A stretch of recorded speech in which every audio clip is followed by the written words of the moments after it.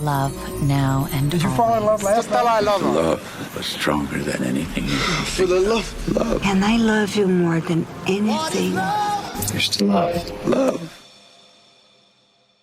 From the New York Times, I'm Anna Martin. This is Modern Love. Today, I'm talking to two friends who are completely rethinking what it means to retire and what it means to get older together. Their names are Robyn Yerian and Cheryl Huff. A few years ago, Robyn cashed out her 401k and bought a piece of land in Texas, about an hour outside of Dallas. She set up a bunch of spots for tiny homes, she built an outdoor kitchen, and she started renting the space out. She called it the Bird's Nest. Cheryl was the first to move in, then other women joined her. In fact, the Bird's Nest is all women older than 60. And in a country where, for many people, getting older can be isolating and difficult, the women of the Bird's Nest are learning it doesn't have to be. Today, Robyn and Cheryl tell me why these years at the Bird's Nest have been some of the freest and happiest of their lives, and why they think more women should do something similar. Stay with us.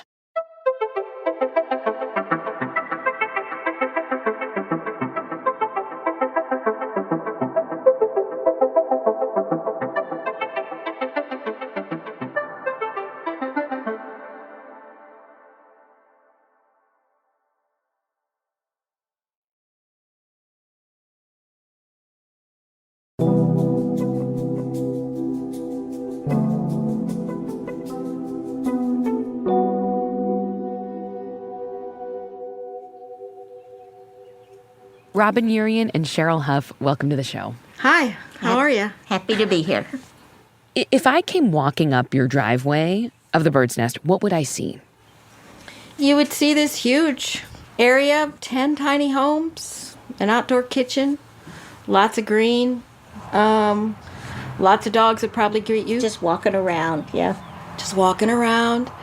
This was a pasture. Yep. My dogs think this is, every house here is theirs, so they're always on somebody's deck. How did you get the idea to make this land into the Bird's Nest? Well, because it was always going to be a tiny house community. I knew that when I bought it. So you set it up like an RV park. So we had all these 14 pads and 14 power poles and on 2.5 acres, fenced in, and On a the pasture. two of us, yeah. And there the two of us were. And in fact, it was funny. I saw some pictures last night that I was like, oh my God, it was desolate out here when we lived here. When we first moved out here, I mean, there was nothing, and just the two of us, and we just went to work trying to plant things and, you know, make gardens and haul in brush and rocks, and it was crazy. I want to understand why you decided and how you decided that this should be a community for all women. Oh, well, I didn't in the beginning. I did not set this up to be an all-women's community. I just wanted a community, and I bought a little tiny house that I could rent out, and it was bare bones, right? And so I thought, okay, I'm going to have a builder's workshop. And that was for just women. And I posted it as learn to use power tools for women only, and that we would mess with this little tiny house, right? Mm-hmm.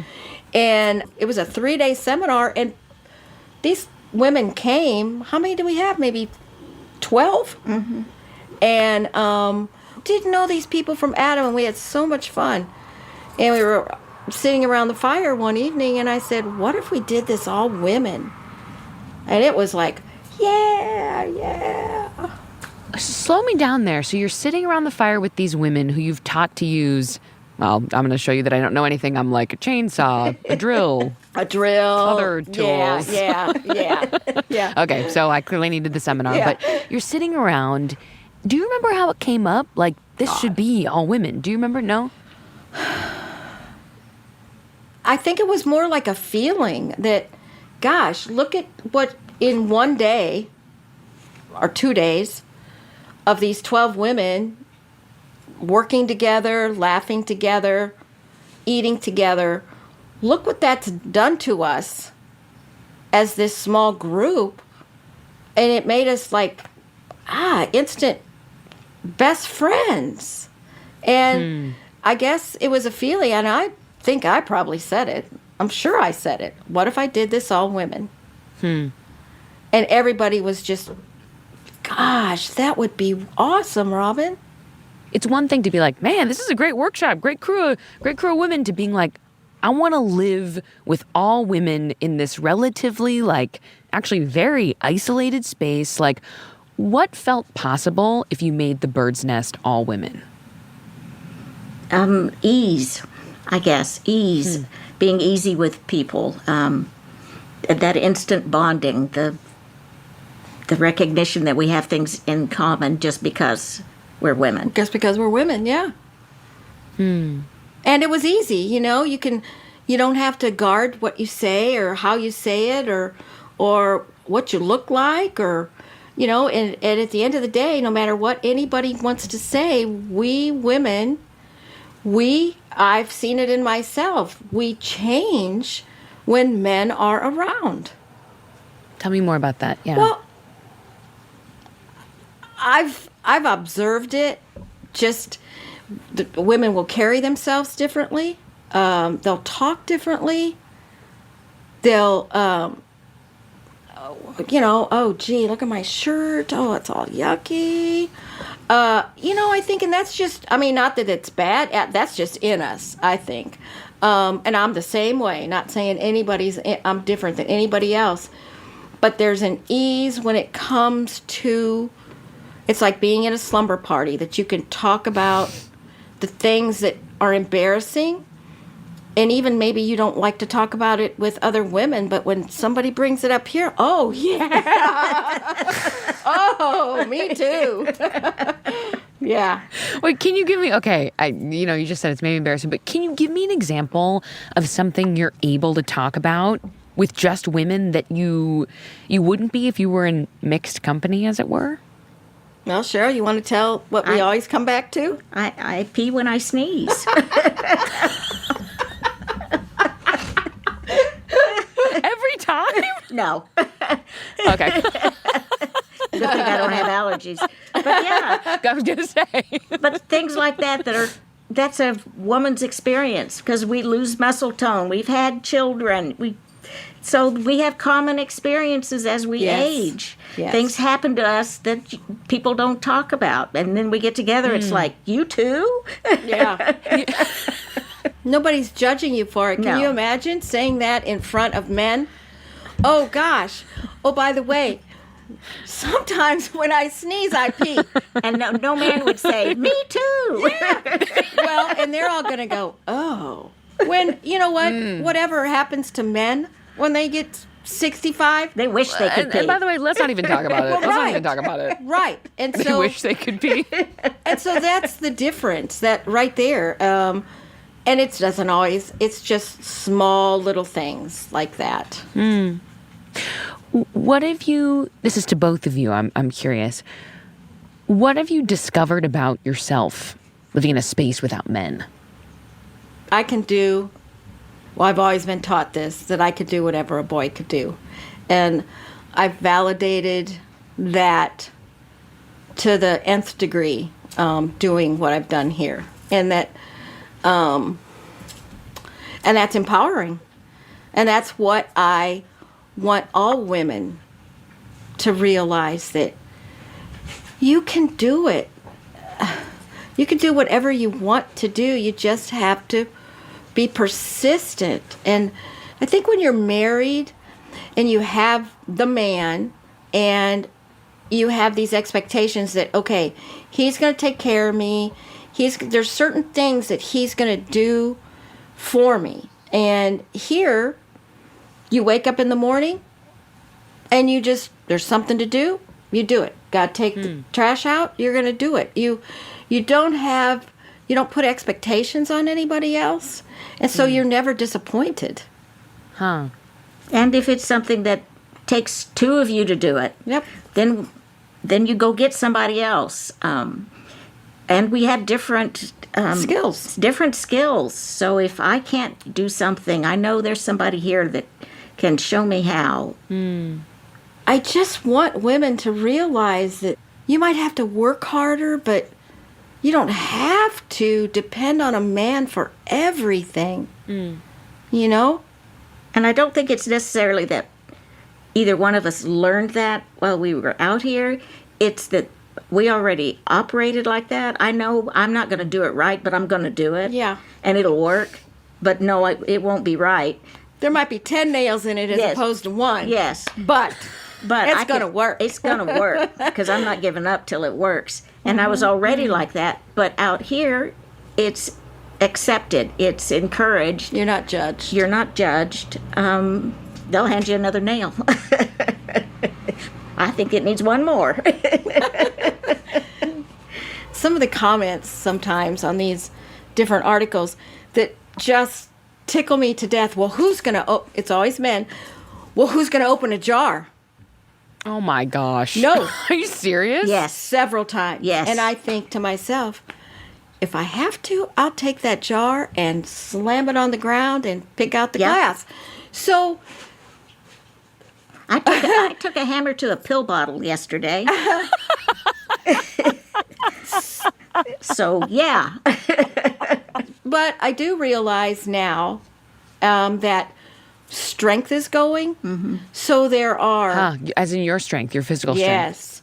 Physical strength. In fact, I was telling my son, I said, gosh, I have to start lifting weights because I don't want to have to yet depend on somebody else to lift my propane tank into my, house.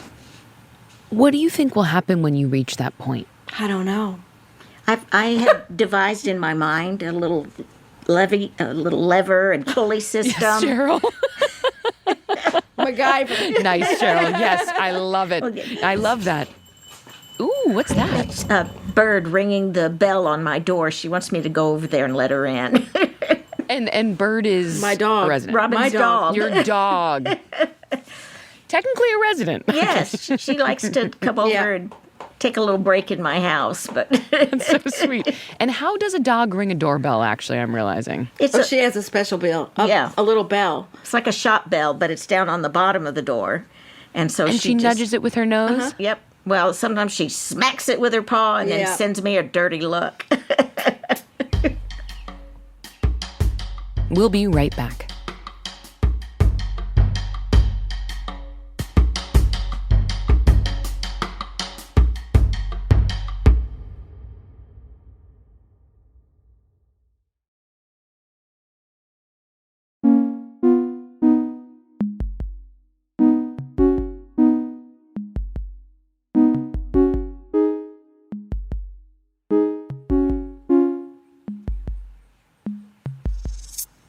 In this community of mostly retirement age women is everyone in the community over 60? Is that Yeah. true? Yep. Okay, all over 60. Yep.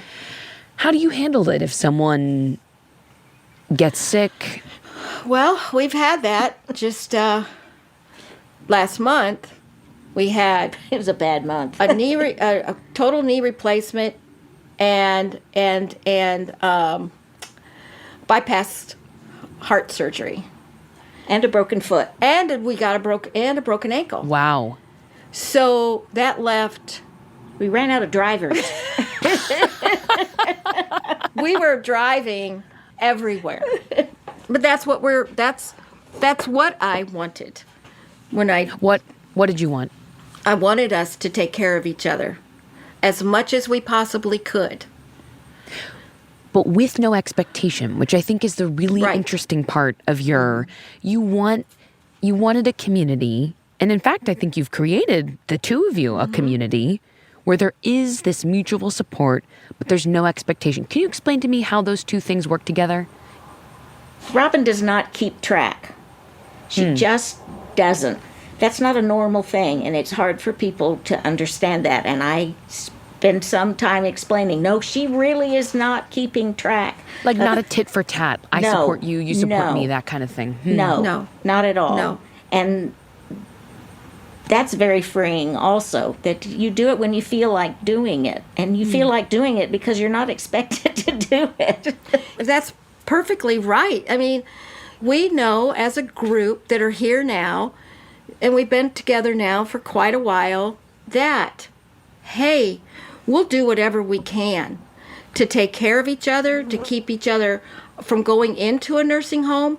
We all have children, but, you know, our children are in their mid-30s, late or early 40s, and they're at the epitome of their career, so they're blowing and going to get where they want to get. So we alleviate that pressure for them also, and us as parents, you know, we don't want to constantly call our kids and go, hey, can you take me here? Oh, I broke my ankle. Oh. And so I don't ever feel obligated to take someone or do something. It's part of our jobs as residents here. How do you think about the future? You know, you're planning to age together, right? So how do you think about what's to come? I don't. You know, I don't. We talk about it, not very often. I think we've kind of said our piece at one point that we will do whatever we can for each other to keep each other out of a nursing home.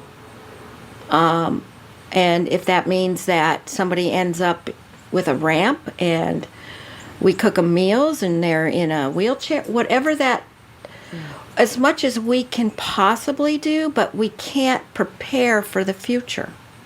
We've talked about maybe we'll get a healthcare nurse free rent. And she'll just go from house to house with her daily it's a great idea. Right. Why couldn't that work? I mean, I don't know how it all works, but there are little things that we have discussed, but we're not there, so I'm not going to lose any sleep over it till it happens. Cheryl, is that how you think about it too? Sort of like Yes. we'll cross that bridge? Yeah. Yes, because no one prepare. knows. You can't, and I don't like to waste happiness thinking of things that may or may not happen. Some people over-prepare, and that's where they get their comfort from. I get my comfort from knowing whatever it is, we're going to work it out. Yeah. And I'm not going to waste any time on. I don't get comfort from getting all the little details down because I don't believe it matters. Well, I never. And what don't happens know. if that doesn't work? Exactly. Now you're scrambling because Yeah. for 10 years this is how you thought it was going to happen. Oh, now I got it to switch doesn't. gears, and Yeah. so it's just it's easier, I think, to just kind of go with the flow. And know that it's going to work out. And that some we're gonna way. do whatever we'll do we the best can. we can. I mean, and We'll I do the think best that- we can. I'm hoping that this environment will keep us healthier for longer. Mm-hmm. If it's everything people say is, fresh air and moving and joy, laughter, that is going to keep us all on maybe better for 6 months, a year. Who knows what that could possibly be, but I don't think we're ever going to let anybody sit in their house and go, oh, poor pitiful me, I've got whatever ailment. It's Yeah. kind of like drawing people out. Because we all have something. We all have something. So there's no pity party. I'm going to ask this, which is maybe it seems obvious, but I'd appreciate you letting me into your thinking. You say a goal is to not be in a nursing home. That's clearly meaningful and important to you. Absolutely. Why is that? I haven't heard any good stories about nursing homes. All I ever hear is you go to a nursing home to die. It's your last resort. I've been in nursing homes, and it is not a place that is pleasant. I don't, and I think they're only going to go downhill, based on what's happening out in the world. But I mean, gosh, if you can stay in your home, that's everybody's dream, right? To die in your own bed. And I am a homebody. I just want to be home. Yep. More than I want to go somewhere or do something, I just want to be home. And to have that taken away from me, I think would be really hard. It'd be really hard. Yeah. What's something, it can be small, but something specific that made you feel joy recently at the Bird's Nest? Both of you. I smile every time I see my house. It's just so little and cute. It is so cute. When I drive up to it, I just smile. Yeah, I mean, I wake up. I don't know. Woke up. This morning I was like, okay, I got all the Christmas decorations out. Now that makes me joyful that I'm gonna put up my Christmas decorations. What's the opposite of joyful? Unhappy? What it would be? Sad, despair. Yeah, that just doesn't get in my body. Do I get sad? Sad does, but it's fleeting, but despair never.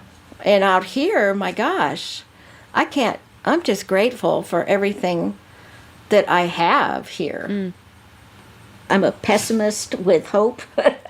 I think things are probably going to go really bad, but I know I'm going to be okay because I'm strong enough, and now I have this support system.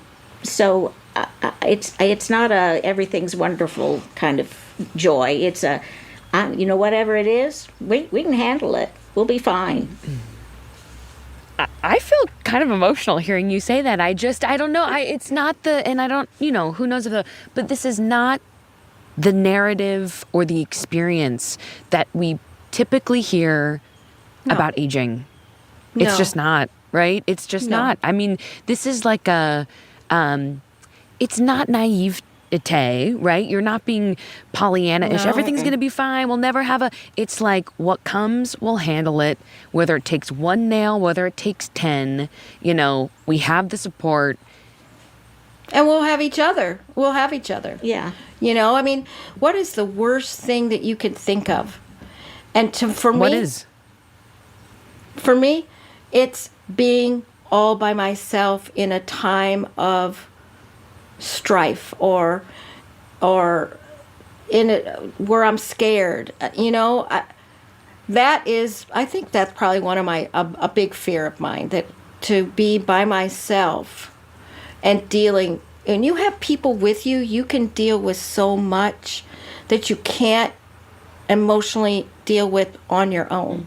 Whether it's friends, family, whoever, you just don't want to, die alone or go through hardship alone. It's 10 times harder. And I know you get that when you're married, but the majority of